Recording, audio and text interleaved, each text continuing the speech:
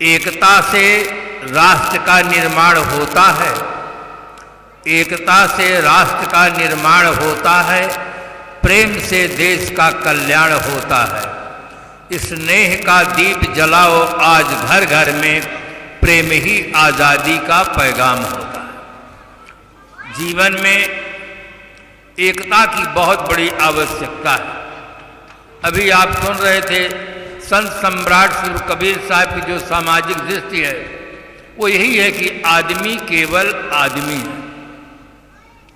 पूरे विश्व में आदमी आदमी के रूप में जन्म लेता है। न चोटी रखा कर आता है, न जनेऊ पहन कर आता है, न सुन्नत करा कर आता है, न बपतिस्मा लेकर के आता है। आदमी का बच्चा आदमी के रूप में जन्म लेता है। ये वास्तविक दृष्टि है। इसीलिए बड़े भाग मानुष तन पावा कहा गया। सदगुरु कबीर साहब ने कहा मानुष तेरा गुण बड़ा। उन्होंने ये नहीं कहा कि भारतीय तेरा गुण बड़ा, हिंदू तेरा गुण बड़ा, पुरुष तेरा गुण बड़ा, साधु तेरा गुण बड़ा, ऐसा नहीं कहा। मानुष तेरा गुण बड़ा। सारे संकुचित विशेषणों को हटा करके उन्होंने एक वास्तविक हमें दृष्टि दी कि आदमी मानवीय गुणों को धारण करने के नाते महान है।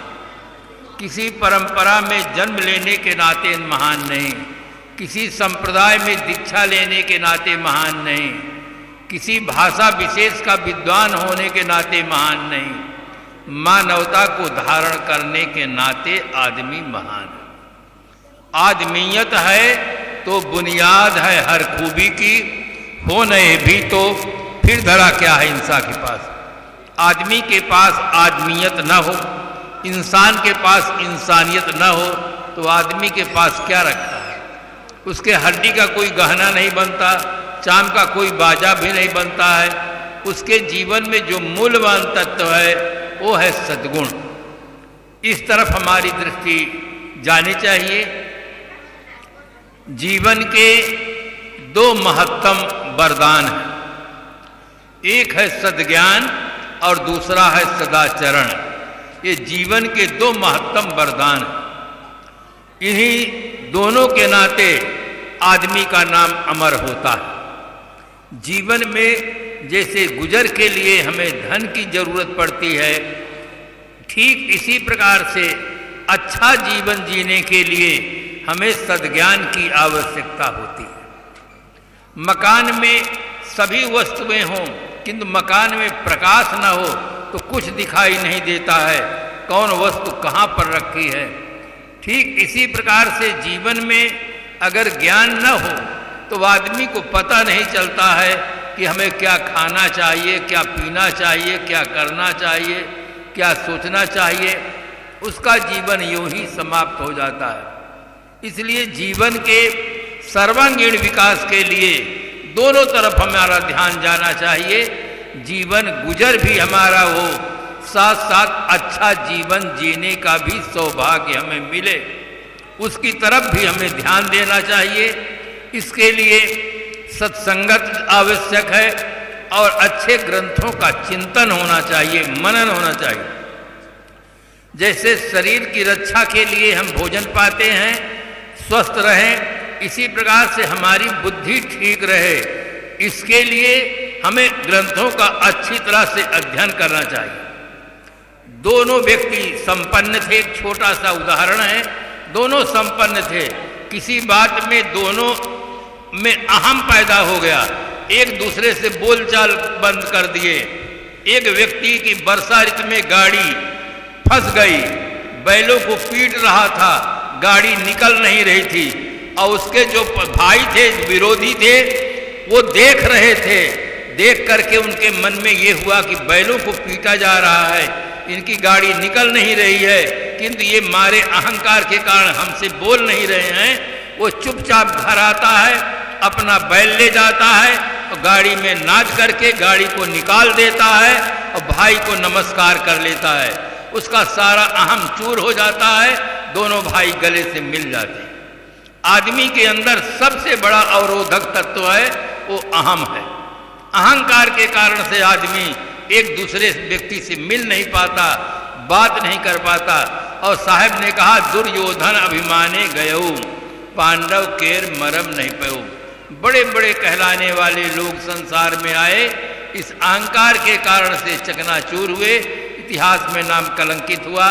व्यवहार पक्ष या परमार्थ पक्ष में सबसे बड़ा अवरोधक तत्व है तो अहंकार है। इसीलिए साहब ने कहा, आपा तजय हरि भजय नक्सिक तजय विकार, सब जीवन से निर्भय रहे साधु मता है सार। अहंकार को छोड़ करके हम सद्गुरु की भक्ति करें। भक्ति करने से व्यक्ति को ज्ञान प्राप्त होता है, व्यवहार भी सुंदर होता है, परमार्थ भी सुंदर बनता है, लोक परलोक दोनों सुंदर बनते हैं। और नख से शिखा तक के विकारों का परित्याग करना चाहिए। ये विकार ही आदमी के जीवन में दुख देते हैं, कोई दुखदाता अलग से नहीं है। अज्ञान के समान कोई शत्रु नहीं है, ज्ञान के समान कोई मित्र नहीं है, दुराचरण के समान कोई दुखदाता नहीं है, सदाचरण के समान कोई सुखदाता नहीं। सदाचरण से आदमी सुखी रहता है, दुराचरण से दुखी रहता है, और ज्ञान प्राप्त कर लेता है तो उसका जीवन निर्मल हो जाता है। सबसे बड़ा जीवन का शत्रु है अज्ञान। अज्ञान के कारण से आदमी का स्वतंत्र जीवन परतंत्र होता है, अनेक समस्याएं आदमी पैदा करता है, फिर उन समस्याओं के समाधान में अपने जीवन को समाप्त कर देता है। सबसे बड़ा उपकार सद्गुरु का होता है, जहाँ से व्यक्ति ज्ञान प्राप्त करके अपने जीवन की सारी समस्याओं का समाधान कर लेता है। साहब कहते हैं, नक्सिक तजय विकार, सब जीवन से निर्भय रहे, प्राणी मात्र से निर्भय रहना चाहिए। बहुत सुंदर राणा जी ने कहा कि देखो, देवी देवता के नाम पर, धर्म के नाम पर, परमात्मा के नाम पर लोग हिंसा करते हैं। शेरों का बलिदान न देखा कभी, बल बेटी पे बकरा चढ़ाए गए, विषधारी को दूध पिलाया गया, केचुए कांटों में चुभाए गए, वन में टेढ़े वृक्ष को न काटे कोई, बस सीधे पे आरा चलाए गए, बलवान का बाल बांका न हुआ, बस निर्बल ही बेचारे सताए गए। जितने प्राणी हैं, कोई जगह पर कोई शेर का कुर्बानी नहीं करता है, बाघ की कुर्बानी नहीं करते, सब वैसे प्राणियों की करते जो कुछ बोल न सके, कर न सके। अगर तुम्हारे देवी देवता भगवान बहुत भूखे हैं, छोड़ दो, वो क्यों नहीं खाते हैं? आदमी धर्म को बदनाम करता है, वास्तव में ये मजहब की अवैज्ञानिक मान्यताओं के कारण से हिंसाएं होती हैं। धर्म तो मूल चीज है सदाचार, न उसमें अंधविश्वास है, न हिंसा है, न कोई प्रकार की गड़बड़ी है, न कोई महिमा है। धर्म है स्व की खोज, आत्मा की खोज, और धर्म है सदाचार। धर्म को मजहब को एक मान लिया गया है, बस यही भूल हो गई है। अपने अपने मजहब को सब लोगों ने धर्म कहना शुरू कर दिया, यही सबसे बड़ी भूल हुई। मजहब अलग चीज है और धर्म अलग चीज है। धर्म सबके लिए होता है, मजहब एक समाज के लिए होता है। जो एक समाज के लिए हो, एक समाज के मान्यताएं हों, समझ लेना चाहिए वो मजहब है। जो सबके लिए हो वो धर्म है। जैसे सत्य का पालन करना, अहिंसा का पालन करना, ये सबके लिए है, ये वास्तव में धर्म है। मजहब की अवैज्ञानिक मान्यताएं ये आपस में रक्तपात कराती है, इसलिए दोनों के अंतर को खूब अच्छी तरह समझना चाहिए। मेरी पुस्तक है, बुक स्टॉल में पुस्तक लगेगी भी, उसका नाम है जीवन सौरभ। जीवन सौरभ पुस्तक में मैं खूब विस्तार से लिखा हूँ कि धर्म क्या चीज़ है, मजहब क्या चीज़ है, मजहब कैसे हमको लड़ना सिखाता है, धर्म कैसे प्रेम करना सिखाता है। उस पुस्तक को कई राजनेताओं को दिया गया है कि आप पढ़ें और इस प्रकार की भूल भ्रांति को दूर करें। तो इस प्रकार से हर आदमी को ठीक से चिंतन करना चाहिए। धर्म है प्रेम, अहिंसा। मनुस्मृति में लिखा गया, धृति क्षमा दमो स्तेयम शौच मिंद्री निग्रह धीर विद्या सत्यम क्रोधो दशकम धर्म लक्षणम। सब मानवीय लक्षण लिखे गए हैं। किसी देवी देवता भगवान परमात्मा का नाम तक नहीं लिया गया है जहाँ पर धर्म बताया गया है। इसलिए हमें वास्तविकता का बोध नहीं है।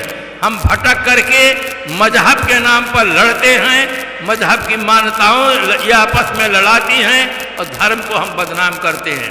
इसलिए वास्तविकता का बोध के लिए हम संतों के पास जाएं, ग्रंथों को पढ़ें, निर्भ्रांत जीवन प्राप्त करें। हर आदमी से प्रेम करे। अलग कहीं से कोई सत्ता नहीं है जो उसको आके दर्शन दे देगा, उसका कल्याण कर देगा। ये खोटी मान्यताएं हैं। हमें वास्तविकता के बोध के लिए सत्संग में आना चाहिए, ग्रंथों का चिंतन मनन करना चाहिए।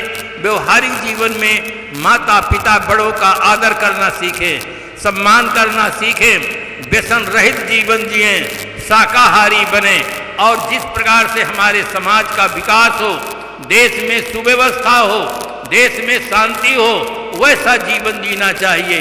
एक 2 लाइन में शायर ने बहुत सुंदर कहा, ओ चाल चल कि उम्र खुशी से कटे तेरी, ओ चाल चल कि उम्र खुशी से कटे तेरी, ओ काम कर कि याद तुझे सब किया करे।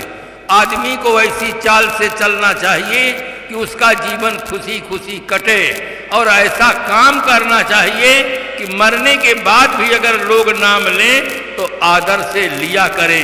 ये जीवन जीने की कला है।